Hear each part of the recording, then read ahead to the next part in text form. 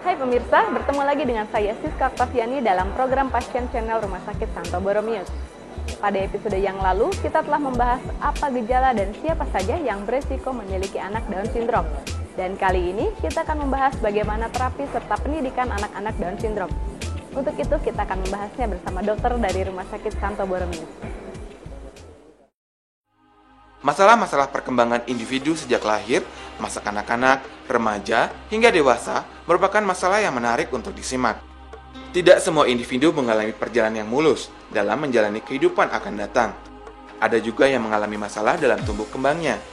Masalah tersebut ada yang berhubungan dengan tingkah laku yang berhubungan dengan masalah kesehatan akal dan juga ketidakmampuan dalam pembelajaran.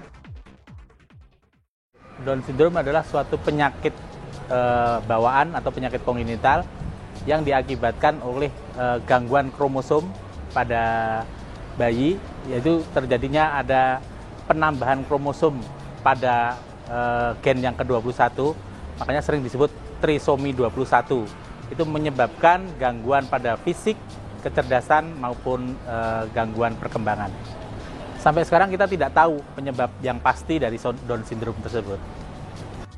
Kita sudah tahu bahwa kita memang sampai sekarang tidak tahu, namun yang kemungkinan satu faktor usia, kemudian mungkin hal-hal di dalam di nutrisi, banyaknya kekurangan nutrisi, kemudian gangguan dari polusi sosial, polusi udara maupun makanan-makanan. Namun penyebab yang secara pasti kita tidak tahu. Anak-anak Down syndrome secara keseluruhannya mengalami keterbelakangan perkembangan dan kelemahan akal. Pada peringkat awal pembesaran mereka mengalami masalah lambat dalam semua aspek perkembangan, yaitu lambat berjalan, perkembangan motor halus, dan bercakap. Pengalaman saya bahwa pertama kali orang tua mendapatkan anak Down syndrome pasti dia akan denial atau merasa menolak. Itu pasti akan terjadi di awal-awal. Namun yang paling pasti kita harus selalu lakukan bahwa Down syndrome adalah suatu penyakit bawaan yang tidak bisa disembuhkan, namun bisa dilakukan optimalisasi untuk keperluan dia. Minimal dia bisa memenuhi kebutuhan dasar dia sendiri.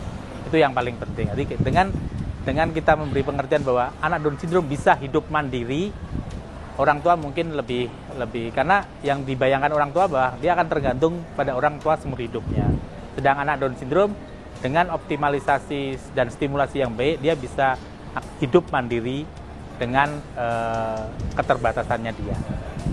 Ada dua metode. Yang pertama adalah dengan pemeriksaan USG. Itu bisa akan melihat kemungkinan terjadinya Down syndrome. Yang kedua adalah pemeriksaan analisis kromosom dari air ketuban, yaitu didapatkan pada ibu dengan alfa fetoprotein yang rendah, resiko terjadinya Down syndrome lebih tinggi dibandingkan ibu dengan alfa fetoprotein yang normal.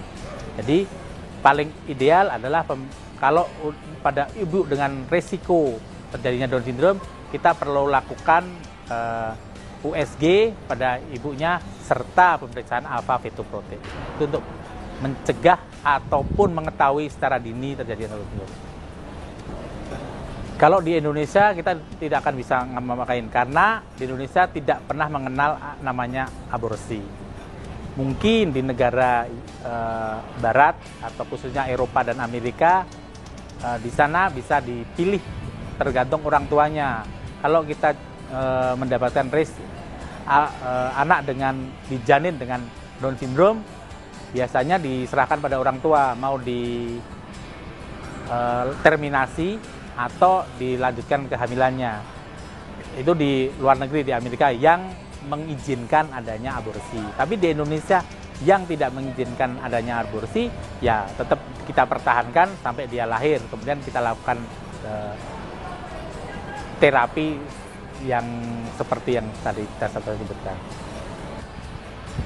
Pesan saya pertama, setiap orang ibu akan melakukan rencana kehamilan alangkah baiknya untuk dilakukan screening prenatal supaya mengetahui risiko-risiko yang akan terjadi pada anaknya yang akan dikandung kelak.